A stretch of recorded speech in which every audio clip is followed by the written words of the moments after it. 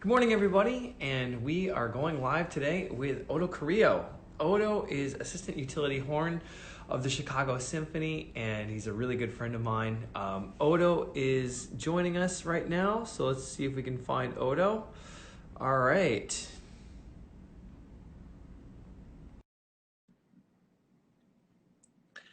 Waiting for Oto. Hey, good morning, Oto. How are you? Hey, good morning. Hey, fantastic. I I'm love good. your view. Is this your studio? This is my studio. You can see the big elk horn hanging in the background there. Yes. Oh, that is cool. How many feet long is that?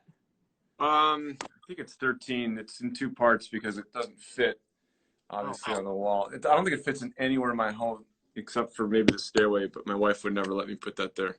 so where do you get an opportunity to play that? Not very many places. We took it out for one of the horn gatherings for my studio when they came over from DePaul one time, and I've played it a few times, of course. And I have a trumpet mouthpiece adapter to it so my wife can play as Man, well. that's so cool. I mean, have you ever thought about that solidarity at 8 that we're doing? You know, it's like this thing that everyone's doing around the city as a way to kind of recognize the first responders and the workers and the nurses and the doctors and everything. Getting out your Alphorn and just giving it a good tune. I think once this is all over, I'm going to take it out and blow a few notes on it outside. Let everybody know that, things are back. Who knows? Well, I'll count on that. It'll be like the Call of Boromir. Well, that's what I said to my students. It'd be like Gimli at Helm's Deep, if another Lord of the Rings thing. So That's awesome. Yeah, I love the Hobbits, man. Those are great books. But yeah, that horn, man. It's just there's something so pure about the sound of the Alphorn. It just like resonates your body or your. I've seen them, played a few times. When I was at Phil Farkas's place in Bloomington, Indiana, 30 years ago, I had a lesson with him, and that was the first time I played one. And then I think Dave Crable had one for his studio, which I visited. And so, yeah, I always wanted to do it. Plus, I love wood, and it's kind of marrying two things together. Did you make that? The Alphorn? No. No. That's way beyond my capabilities. So, yeah, you are a woodworker, right? That's like one of your I'm a hobbies. hobbyist. Yeah. You've made some mutes. You've made, do you have any of your mutes handy that you could show us? Yeah. This is my room, so I have everything in here. Let's see. Pull them out. I'll just put two. This is actually two of the latest ones. So I have one of these. Okay. It's twin. Could you hold it a little further back for us, just so we could see what it looks like? And then the bottom, maybe too. So the bottom has my brand on it. The brand. Yeah, this is one of two that I made. It's maple. The twin is at Orchestra Hall, and then this is a practice mute. This is out of non-conflict rosewood, actually. So, yeah, it works pretty well. Wow.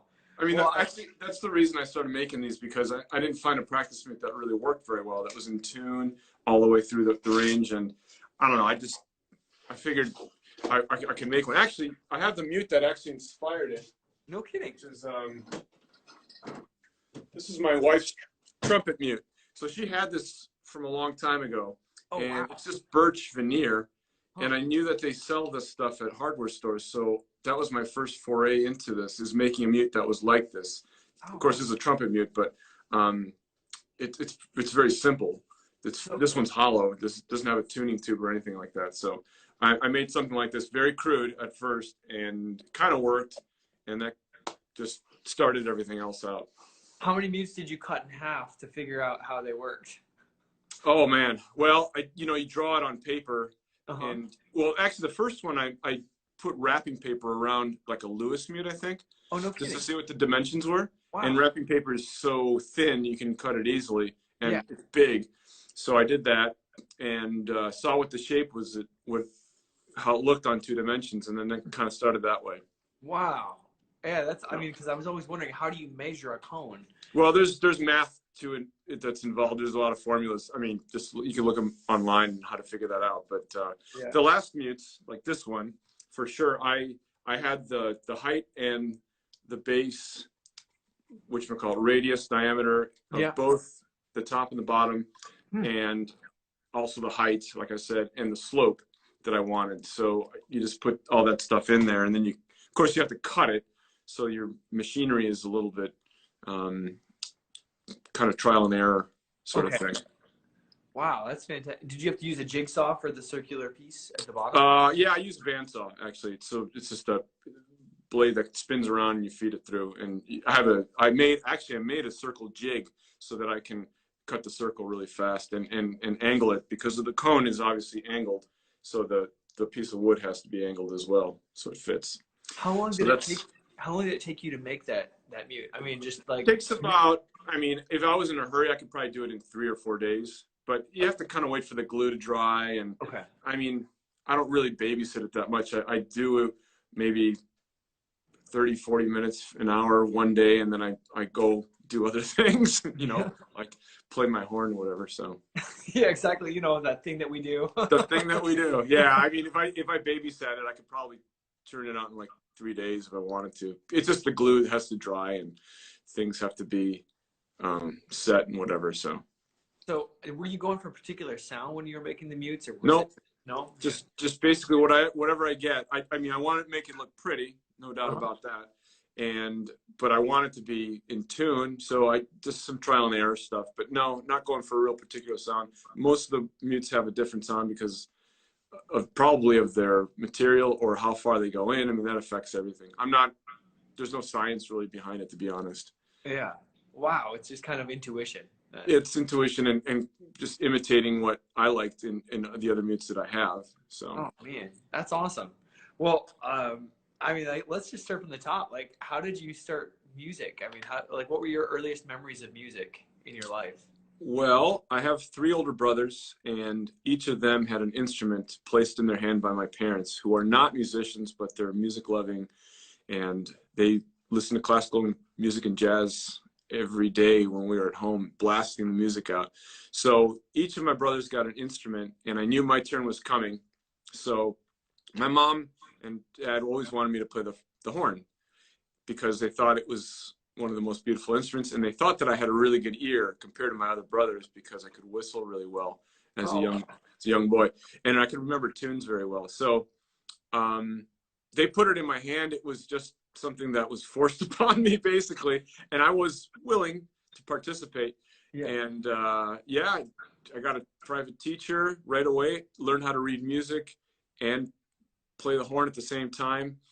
And then a year later, as my brothers were already playing piano, I also started to learn how to play piano. So it sort of kind of fell in. About how old were you when I was 9 at the time. Yeah. You learned piano when you were about 10, but then did you stick with the piano for a while? Yeah, I stuck with it through high school. Oh. Played a little bit. I mean, I never amounted to anything that, you know, I could show off nowadays. I can play the piano, but nothing amazing. So I'm so jealous of those guys that can just sit down and just play anything or accompany their students. Incredible. Yeah, it's incredible. Yeah, I wish I could do that. I wish I could do that, especially accompany students. But other than maybe faking my way through a Mozart concerto, a very easy version, I can't do anything like that. I can play the left hand. Yeah. I can play the bass line. Maybe a chord here and there. I know. It's incredible skills that people have. I guess you could say the same thing about playing the horn. So who were your teachers on the horn? Well, I had a few kind of band director teachers. I had it's funny, I was just thinking about it this morning. I met my first teacher probably about 30 years ago. So I started 40 years ago almost now. And I met him about 10 years later. I knew his name, and he was a local band director kind of a guy. He wasn't even really a horn player. But he taught me how to read music. His name was Richard Rose.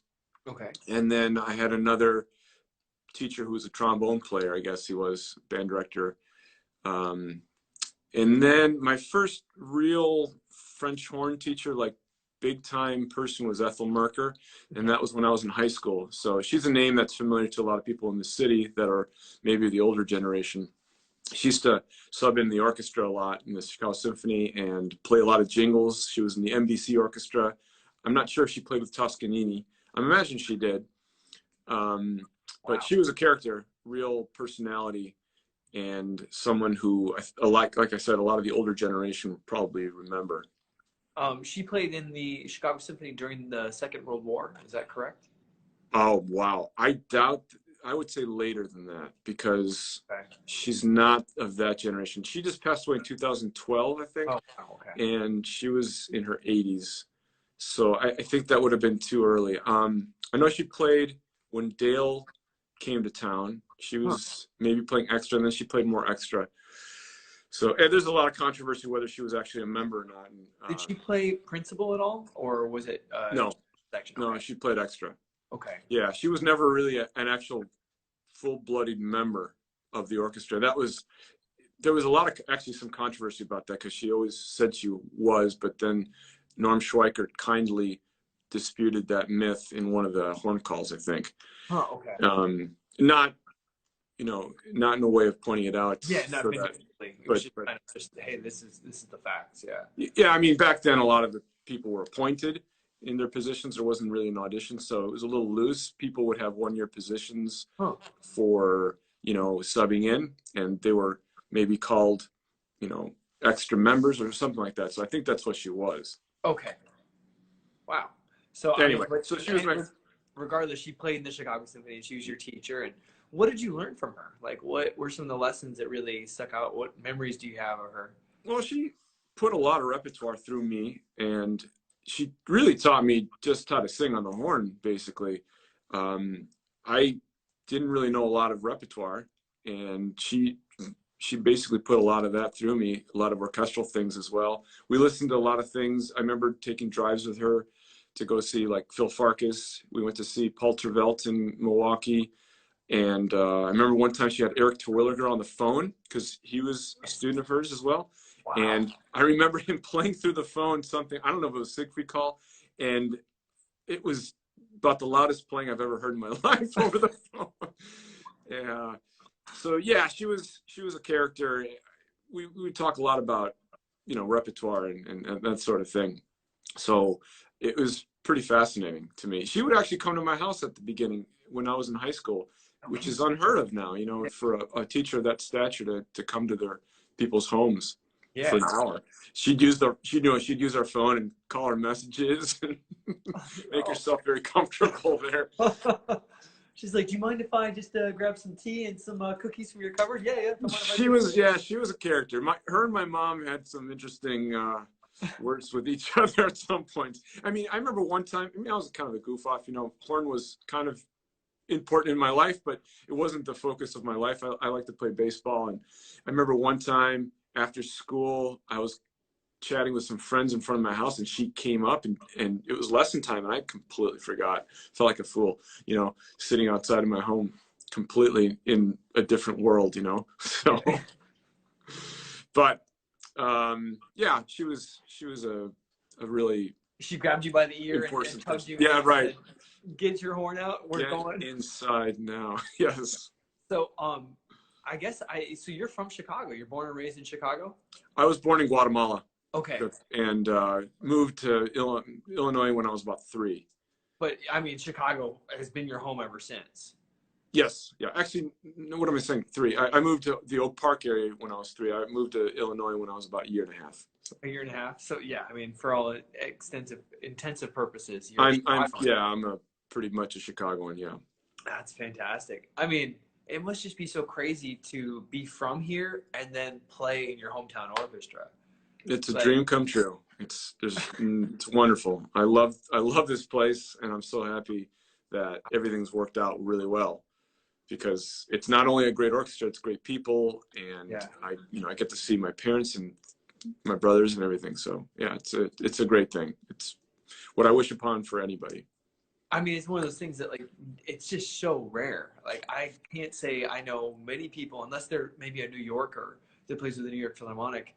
I guess there are a couple of Chicagoans, like Stephanie Jung. She plays with the Chicago Symphony. She's from Chicago. Okay. Yeah. Well, I mean, 4 of the people in the horn section are from this area. Yeah. Dan, Jim, and Dave. So it's incredible that it all happened that way. That's crazy. And honestly, I consider myself a Midwesterner. I wouldn't.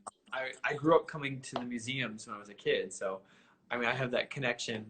We drive down at Christmas time and spend a week in the city, and that's we wouldn't go to Detroit, you know, we'd go to Chicago. Nice. You're from Lansing, right? I can never Yes. remember Lansing or Kalamazoo. Oh, right about here, you know. Right. Always carrying. Yeah, Lansing was in the news yesterday, unfortunately. Uh-oh. Oh, we won't go into that. So. Okay. Well, all good things, right? Oh, sure. Yeah. Well, you know, it's one of those places. It's got a car, you know, factory. It had a couple car factories in the university. Yeah. So you've got, you know, kind of the two, you know, I would say the two industries that brought people together. So there's a lot of diversity in the community. Mm-hmm. And then of course you've got Motown with the music. So you've got that kind of Sure. that influence. You know, Stevie Wonder is from Lansing. He went wow. to the school. Well, maybe not from Lansing, but he studied at the School of Blind in Lansing. Oh wow. And then we can also claim Magic Johnson, you know, from the Lakers. Right. Michigan State. Yeah. So could you talk a little bit about sports and your love and your passion for sports? You said you were a baseball player growing up? Yeah, I played a lot of baseball, Little League, up until high school. And then, I mean, the horn sort of took over. Now I play a lot of basketball.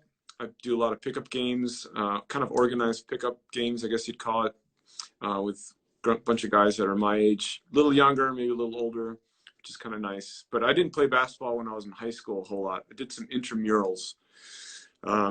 But yeah, it's just a sport that I really love because it keeps me in shape and it's fun. You know, we have an alley in the back behind our garage, and I don't have a hoop on the garage, but I have this portable basketball system, which I haven't used in about 5 years. And I just pulled it out for this whole thing because, you know, just to do something, and it's been great. I've been having a good time playing on that thing. So a portable system, meaning just like a hoop that kind of rolls out. Yeah, it rolls out. It's big. It's really heavy. I mean, you're supposed to fill the base with water. Yeah. It has a hole in it, so it's hasn't been able to hold the water. But I just put some big planters on top filled with dirt, and I mean they're really heavy, so it stays put. So no dunking, right? You know, that's. I mean, you can adjust the height. You can do it down to 8 feet, and sure, I don't even have to jump to dunk. No. My dunking days, well, I never really had them, but they're pretty much gone. So, I mean, all right. So one thing I heard about you before I met you was from Ryan Anthony. And Ryan, you know, Ryan's like one of my dear friends from the Dallas Symphony. And he's like, oh, man, you know how Ryan talks. Oh, man, you know, yeah, Oto. Yeah, he's like, man, he's just an unbelievable athlete. I'll never forget him. You know, and he's like talking about you guys in a summer music festival playing basketball or maybe it was baseball, but he just said like Oto is an unbelievable athlete. And I was like, yeah, sure. I you know, maybe he's a good athlete for a musician, right? Because, you know, we're all kind of like competitive and, you know, someone maybe played soccer as a kid, but like I saw you play softball last summer and like some of the leaps and the dives and stuff and the catches you were making, like you made this one snowball catch, right, where the ball was just sitting on top of your mitt like a snow cone, and I think you were like horizontal to the ground when you got it. Wow. And I was just like, like one of those things, but it's so crazy, man. Like, yeah, your hand-eye coordination. And Sue always talks about how she always throws keys or anything at you, and you always just catch it at the last minute. Wow, that's high praise, I guess. I don't know. I think I emulated a New York Yankees third baseman when I was in Little League. His name was Greg Nettles, and he was just a fantastic third baseman. He would dive so much, and I'd see all these games, of course, like at the end of the week. They would only play one game per week on like Game of the Week if they were even televised, and I emulated that. So when I was in Little League, I was known to be the guy who dived for anything. And, you know, a lot of Little League kids wouldn't do that, but I didn't want to let a chance pass me by.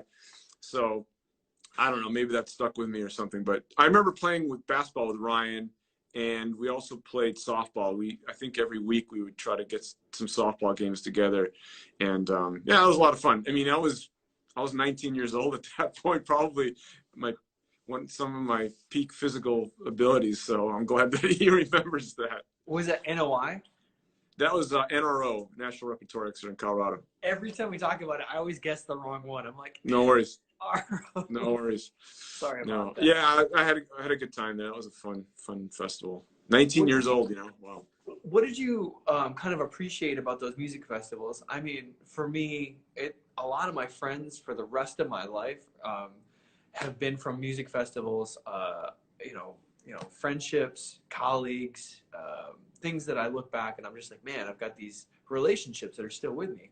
What do you take from some of those festivals? Well, met my wife at Tanglewood, so that's a wonderful memory and that we had there. We actually visited back in 2014 with our children just to reminisce a little bit as part of another trip. But yeah, no, those festivals are amazing. I only did a few, but they were some of the bigger ones. And I was young, so I think I was a little overwhelmed by maybe the talent around me. I maybe didn't feel like I was up to the talent, but that was good because it made me see what the whole world and I guess the country was looking at the time, the talent levels. So also made me appreciate the commitment people have for their craft. I mean, seeing people that are sort of close to your age performing at an extremely high level is amazing to want to emulate and to learn from.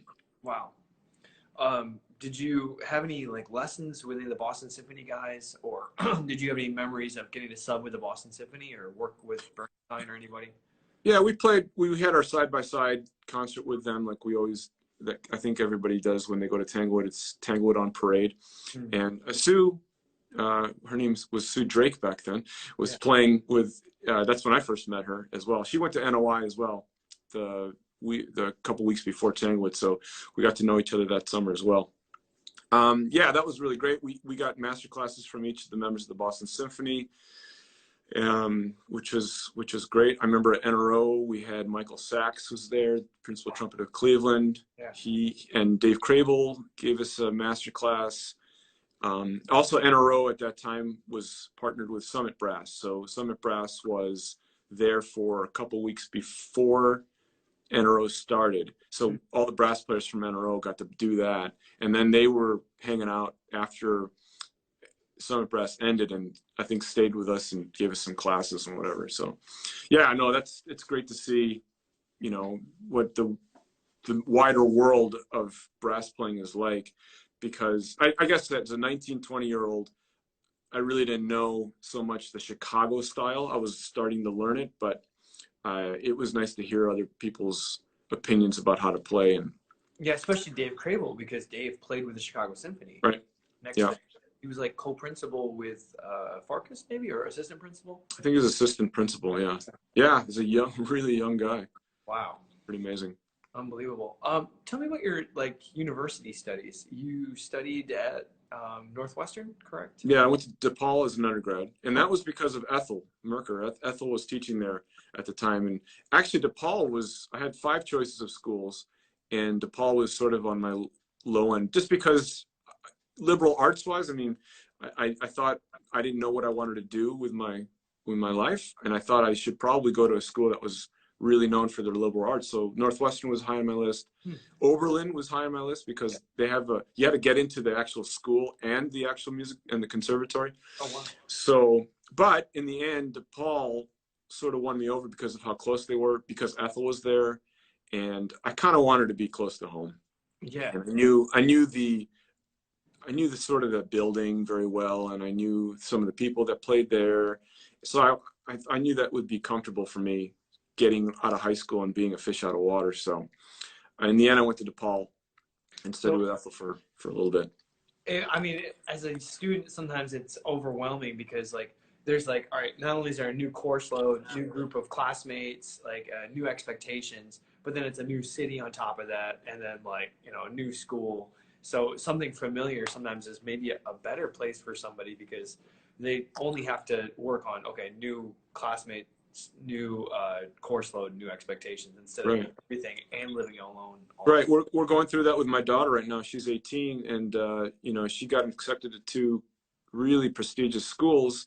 One of them is in Baltimore and Northwestern, which is here. And, it's hard to decide on things. And in the end, she decided Northwestern, thankfully. Oh, wow. So I'm very happy about that because she'll be close to home. She can, see us if she needs us, or, we can be there, but not, intrude upon her, but we can help her out if she needs it. So Yeah. so I'm very happy about that. Though there's something to be said about going close to home. I have 3 brothers, and 2 of them, one of them went to Northwestern, one of them went to the University of Chicago, so they stayed close. And the other one, whose personality is exactly the type of person who needs a little bit more, I guess, independence, was my other brother, who went to the University of Colorado. So Oh, wow.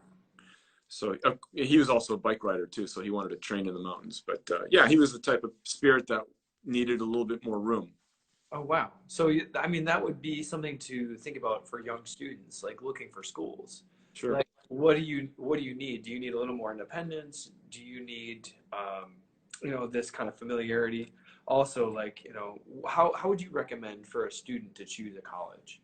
Wow. Well, I mean, it's usually all about the teacher. That Uh, should be the first and foremost. If you connect with the teacher, hopefully you get a lesson so beforehand. I think that's really important to get the lesson. I mean, Yeah. you know, reach out. You know, I remember writing letters, like handwritten letters, and you know, sending them off to my teachers. You know, you probably Nice. do. Now it's just like, are they on Facebook? You know, here, Right. let me just shoot them a personal message or a direct message on Instagram. No, that's important. I mean, that's going to be your connection for the next few years or whatever. Yeah, I'd probably look at the teacher first, and then the situation in terms of the living situation, where it is, what city it is in. I mean, if you're a orchestral-minded player, you want to go to probably a big city, I would think, that has a great orchestra. Difficult to do that in a place that is in the middle of the state that might not have things. I mean, even the University of Illinois has a great hall when they have visiting orchestras, and and it's close to Chicago. So, you know, something like that is not out of the question. Yeah. Of course. But being in the city, I mean, I when I was a kid, I didn't really go to the city a whole lot, except for, you know, Jazz Fest or things like that. But yeah, going to DePaul, you get to know the city really well. So, and now I feel like if I were to go to, let's say, Dallas, I would be, I think, a little bit weirded out by just the newness of things. I'm not one for major changes, you know, that sort of thing. Yeah, I mean, whenever I move to a new city, it takes me a couple months to kind of figure out, like, okay, where's the grocery store? And like, you know, who am I going to hang out with? You know, where's my gym? And, you know, Mm-hmm. I always like to be close to the hall because that's where I'm going to be like walking to and from. And then Mm-hmm. I make like a little circle and then another circle. It's like, That's good. You have a lot of experience, yeah, doing that sort of thing. yeah. Could you tell a little bit about your studies at Northwestern with Gail? What was it like to study with her? I mean, she's an incredible teacher. Yeah, she was. I feel kind of bad because I think I wasn't the most ideal student. I went through a little bit of an embouchure change on my own. Huh. About well, they're on the quarter system, so this was during Christmas, and so I had one quarter with her, and then the rest of the 2 next quarters, it was kind of just putting out the fire, whatever you know was happening with my change and what I couldn't do. So I feel bad that I probably frustrated her a lot. But I do remember she was the one who introduced me to the Chantal book. Yes. And I use that a lot now. I use it with my students. She was, you know, into efficiency of playing and getting your body to be, you know, less interference with getting your body in the way of playing. So that really rubbed off on me, I think, a little bit. But no, it was great. She's I call her one of my big influences in my life of playing. Yeah, she's unbelievable. I mean, number one, just how efficient she plays here, but then how she can she can play so loud, and you know, she can play so strong and has such great endurance. And I feel like, hey, like I remember she was smaller than me and a few years older than me.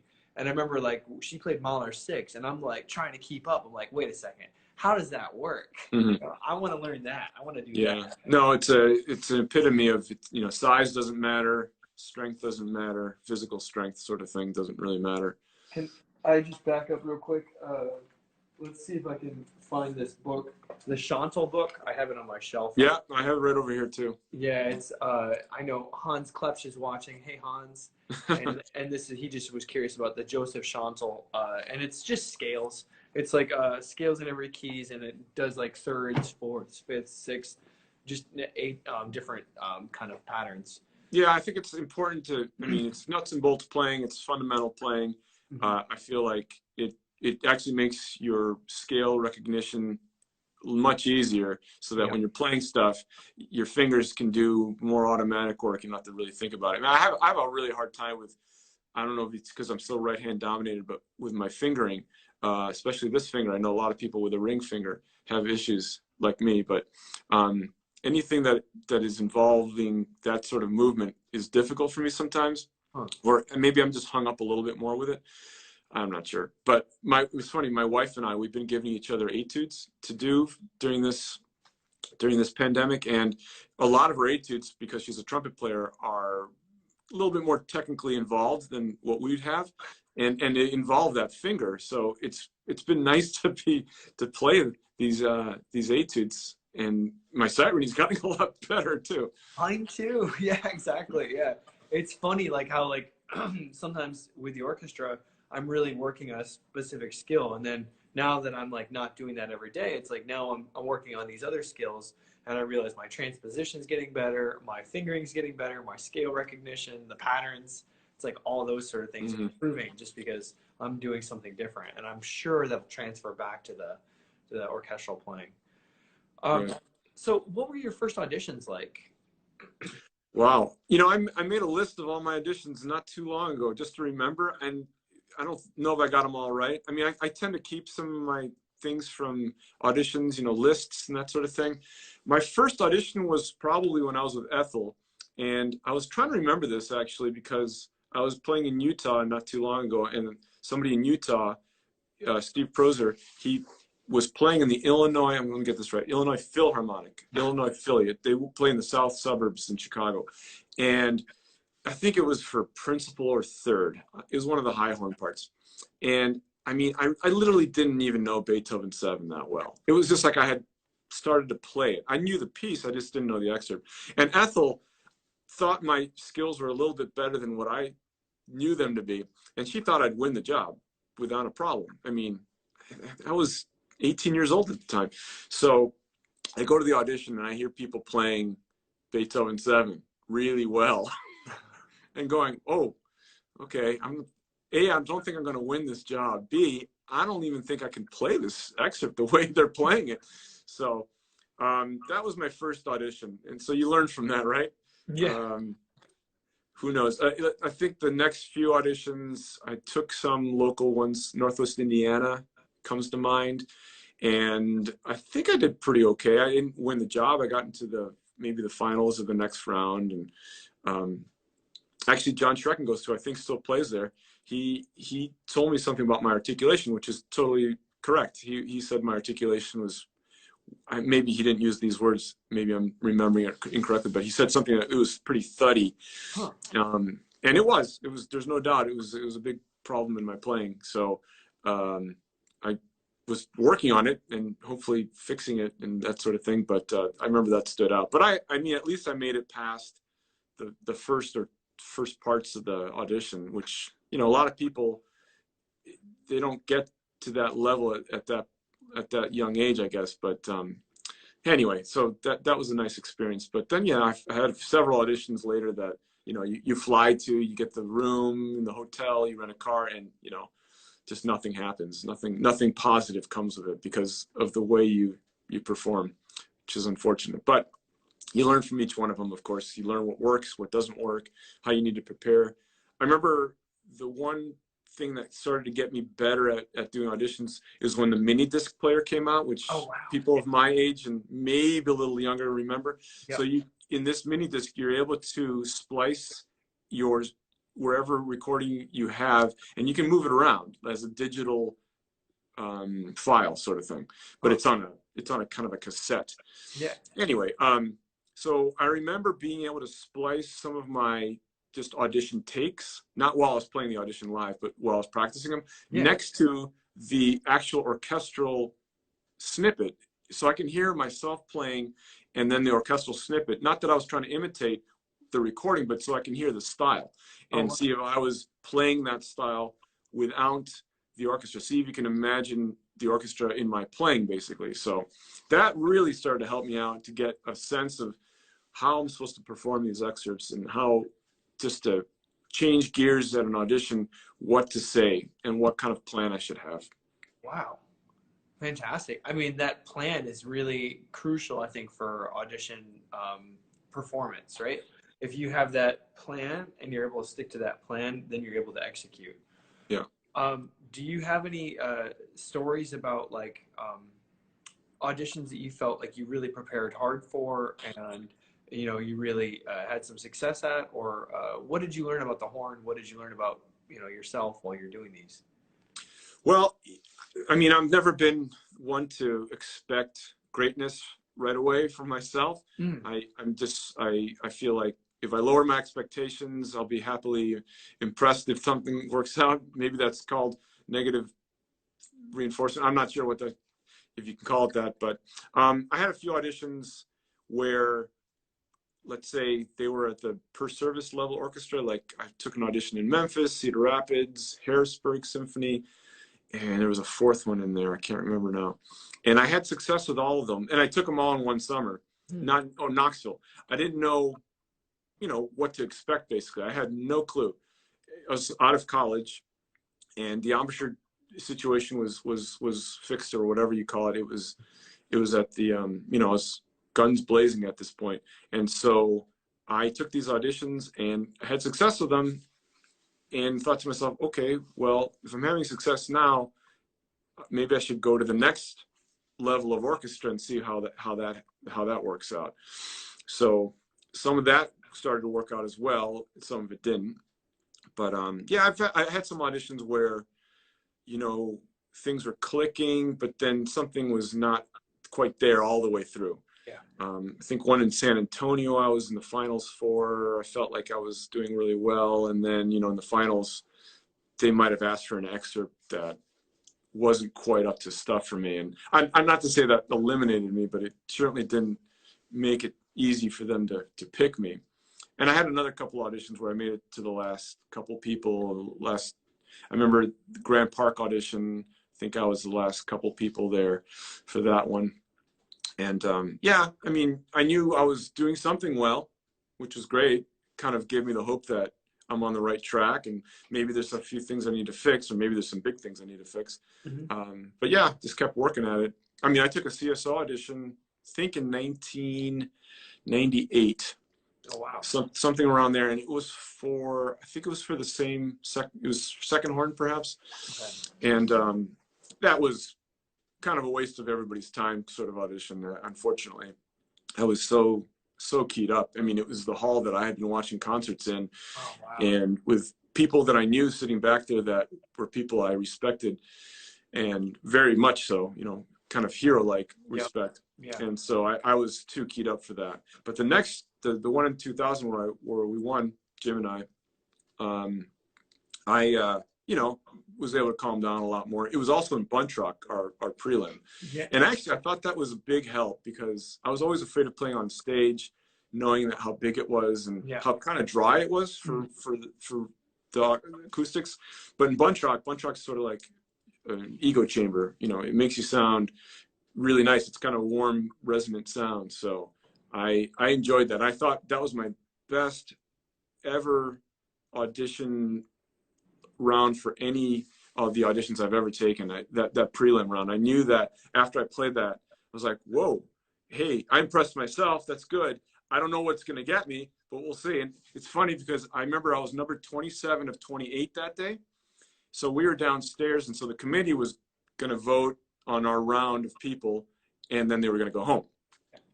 So I remember sitting in there's a green room downstairs in the CSO basement, and then there's like a little lobby that's in front of that green room. We were all congregating there, awaiting our news. And before we got the news from the audition personnel, Dale Clevenger opens the doors, these double doors. He pushes them open, and he gives me this big thumbs up, and he just leaves.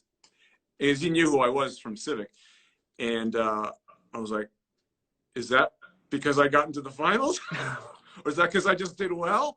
Or how did he know who I was? I thought I was anonymous. So, I mean, it was, and obviously I made it to the finals. I was the only one that day that had made it to the finals. So I was the first person of the audition. So that was kind of a nice thing and a surreal moment. I'd never made the finals of a major audition. Actually, I'd never really taken I guess I'd taken Pittsburgh and St. Louis before that, but Wow. in terms of like the big five, whatever you call them, orchestras, I've never taken one before. Wow. Unbelievable. So what about that audition? I mean, first of all, they probably had like hundreds of people that showed up for that position. No, there were 80, I think, 80 something. That's Yeah, still maybe a lot.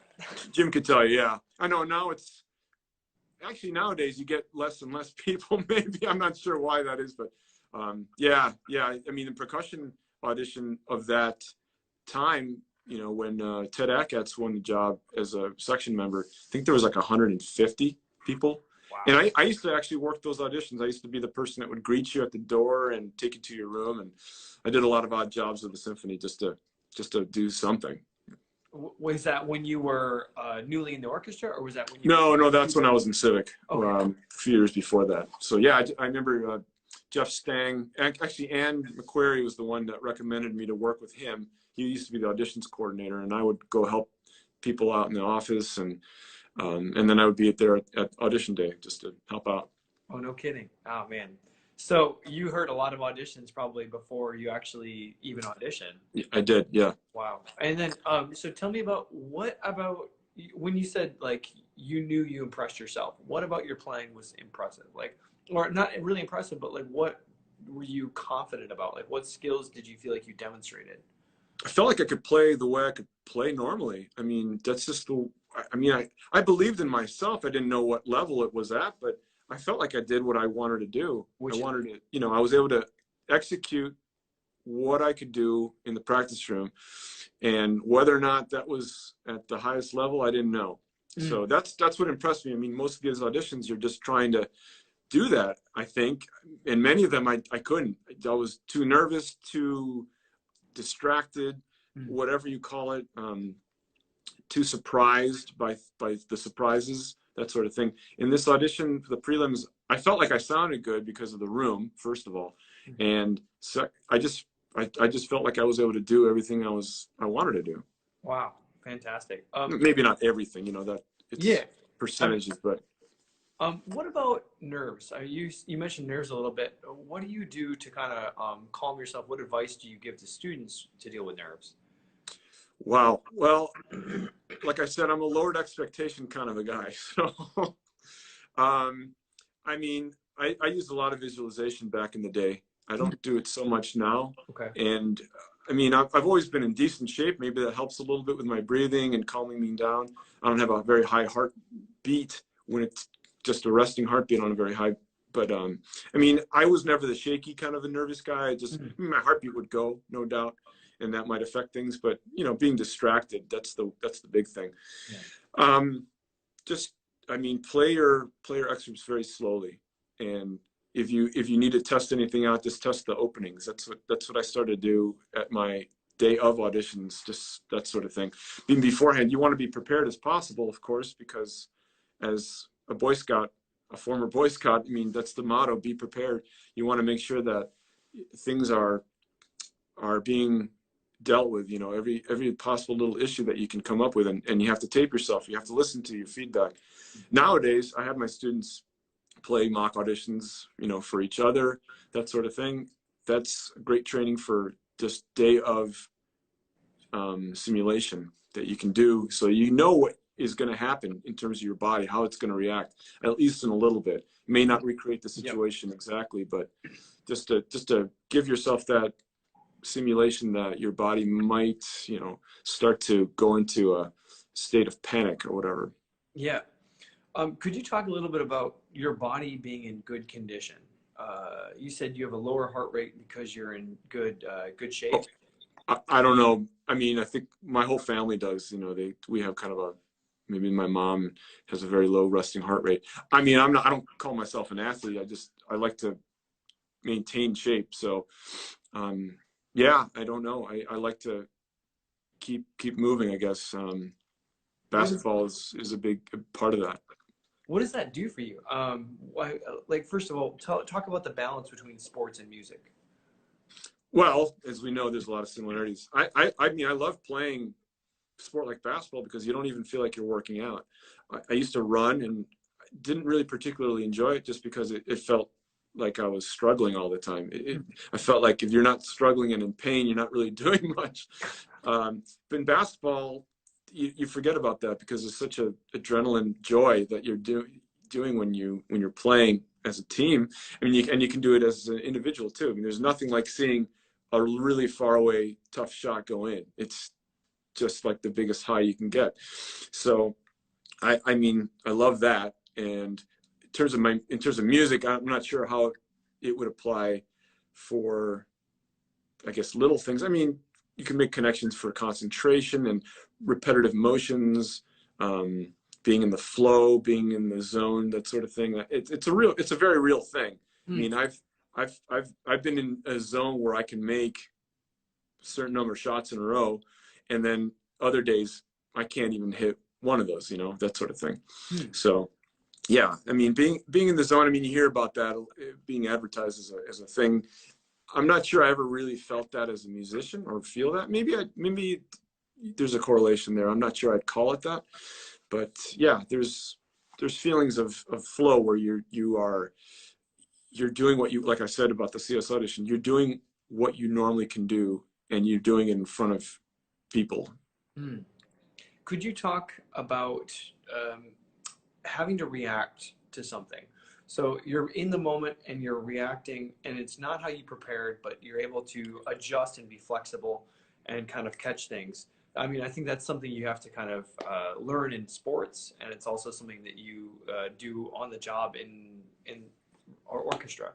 Sure. Yeah. No, I mean, we obviously in our orchestra, very highly skilled players who I'm amazed at the reaction time for people that are able to adjust so quickly, or to just not even adjust, but to just almost innately know what's going to happen beforehand. I'm always fascinated by that.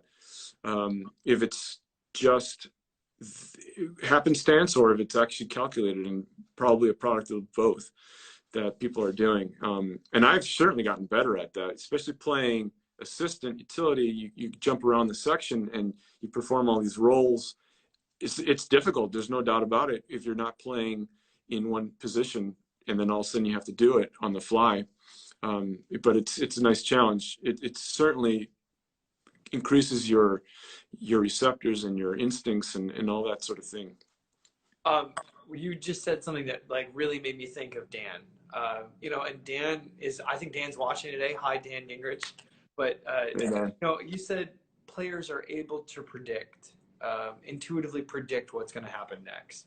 And I think Dan's kind of like the prime example of someone that can just know, hey, like intuitively, this is supposed to be this loud. It's supposed to be like brassy here or kind of soft here. And like, I mean, also too, he can just predict what I'm going to do before I do it. It's, hey, Dan says hi.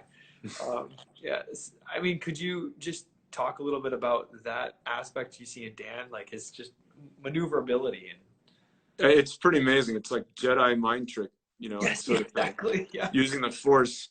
No, Dan's a great example of that. I never feel like Dan's doing anything that's out of place. It's always a blend. It's always fitting in, and it's subtle sometimes, but it's amazing to hear next to you. And yeah, you learn so much. Once you think you've got something in your own playing, you hear that, you're like, that's another level. That people just don't comprehend, really. No, I mean, I think as horn players, we sometimes think of the primal concern of just, you know, getting the notes and sounding good, but you know, there's a lot of other things obviously that are involved that people obviously do, but you can't almost teach it until you're in the situation, you're hearing somebody do it.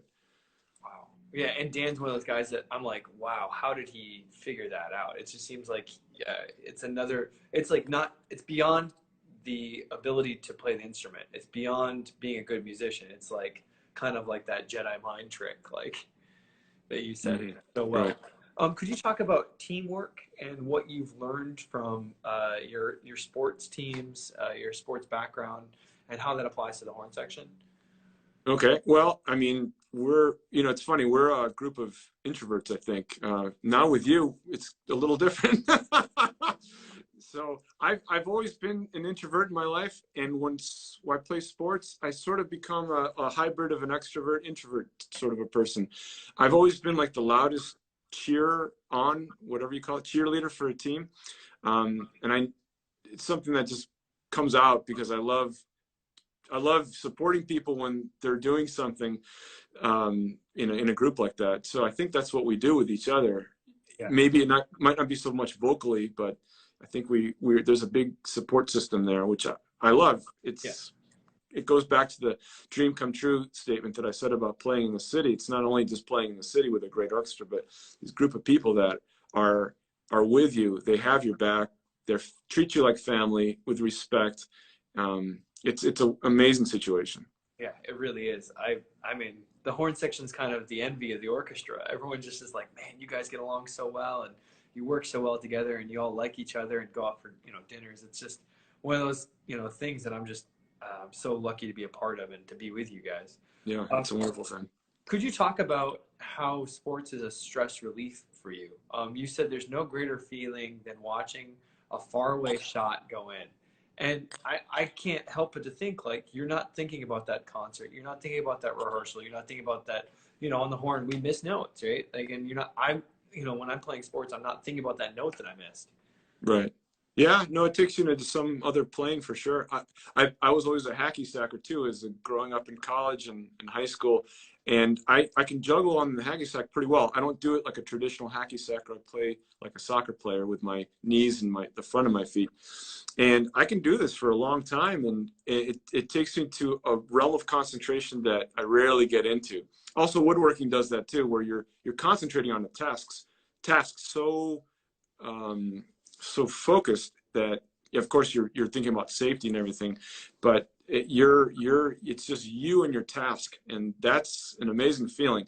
So yeah, it takes me totally away from horn playing. I mean, we need that, if that's what you're trying to get at. I mean, just the stress that we have day to day. I mean, I feel like my stress levels have gone up gradually over my years. I was hoping the opposite would happen as I got older, more mature, that things would lighten up. But I feel like they're more pronounced nowadays, just because maybe I feel like I'm getting a little bit older. Things are a little bit more difficult to sometimes execute. Maybe not. Maybe some things are easier, but maybe my mind is thinking about it a little bit more. It's sort of like when little kids are first learning something, they don't have any fear about what they're doing because they don't know the consequences. So maybe that's part of it. Who knows? Well, it's like being a marathon runner. I hear that marathon runners really peak in their late 30s, mid to late 30s. And it's because in their early 20s, their body's at peak condition, but they don't have the mind. Mm-hmm.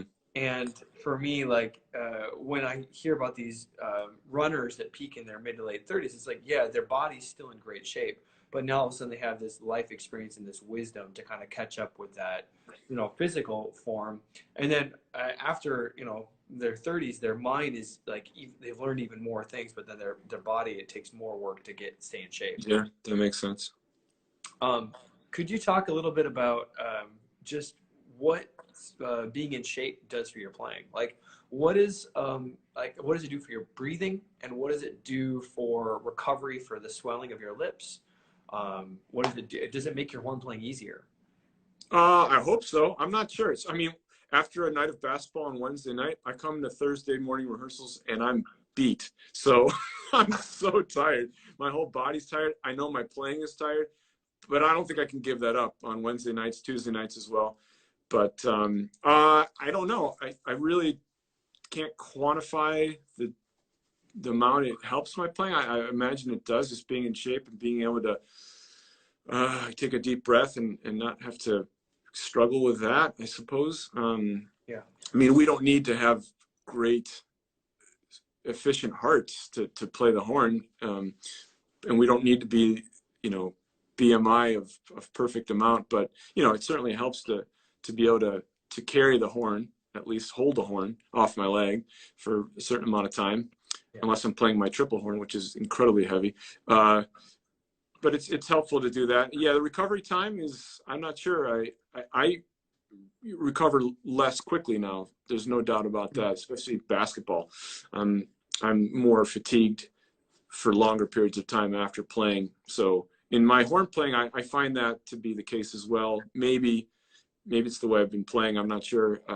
But yeah, it does kind of surprise me sometimes that, whoa, I'm still a little tired now. Back in 20 years ago, this wasn't the case. So that's just the natural part of growing up, I suppose. Okay, we have about 5 minutes left. I want to just go to, you're a teacher, you teach at DePaul now, the school where you studied. What lessons would you like to share with any students that are watching? Oh my. Any young musicians? Any young musicians? Well, I mean, if they're interested in their instrument, I'd say, you know, be as curious as possible about what your instrument is, who plays it, you know, pieces that are out there for horn and that sort of thing. And just be curious and ask a lot of questions of people. Don't be afraid. I mean, there's so much information nowadays that you can get readily at your fingertips. So I don't think that's a problem.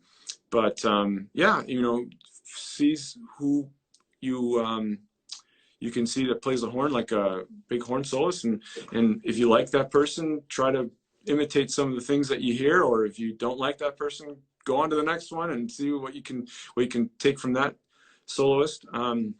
Yeah, but listen to a lot of music. I mean, music is, when I was in high school, I collected a lot of CDs. I see a lot of CDs back behind you. I mean, I collected a ton of CDs, and I was a big fan of brass playing. So I collected a lot of things just to get information. It's just all information. If you enjoy playing, you know, why not try to be the best player you can possibly be, regardless of whether or not you think you're going to be doing it as a profession or not. Wow. Yeah, so regardless of outcomes, you know, you just want to be the best you can in whatever you do. Just like your woodworking or just like your basketball playing, you know, it's you just try to be the best you can because it's fun to be, you know, to try to do your best, right? That's where it's fun.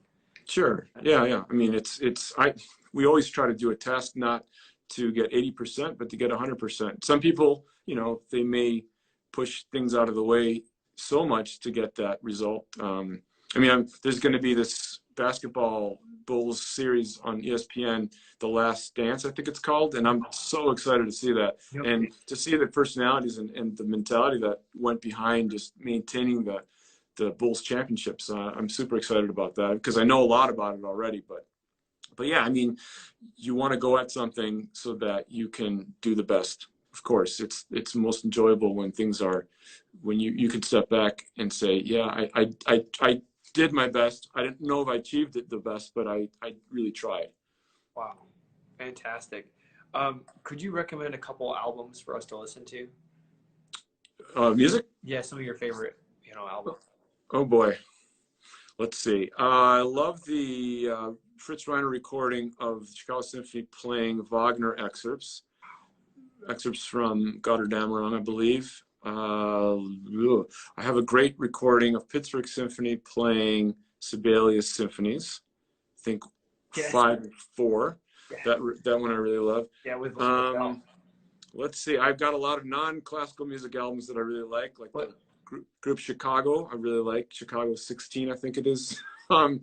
Let's see. I can go on and on, but for the sake of time, I used to like a band. I still do. I just haven't listened to them in a while. In Seals and Crofts, they're a 70s kind of yacht rock, you know, very easy listening 70s band. I really like them quite a bit.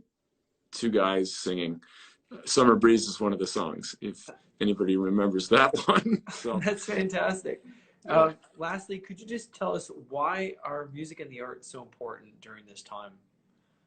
Well, okay, let's see if I can do this in 1 minute. Well, I mean, music obviously unites us, and in a great way. I mean, there's so much love that I mean, I think we all use love when we play. It's the biggest thing that I think I put into my horn playing, and not just a sort of singular love. It's a universal love that I spread out. So I think that's something that we can all do in terms of just helping people that are in need right now. You know, people put on videos, people are doing things to play in front of people's houses, that sort of thing. I'm not particularly, that's not really my mission to do that specific thing, but for sure, empathy with people that are doing that. It's so important to keep it alive. I mean, with concert halls that have gone silent right now, people need that outlet. There's no doubt about it, and it'll hopefully heal us, and so that when we come back, it'll still be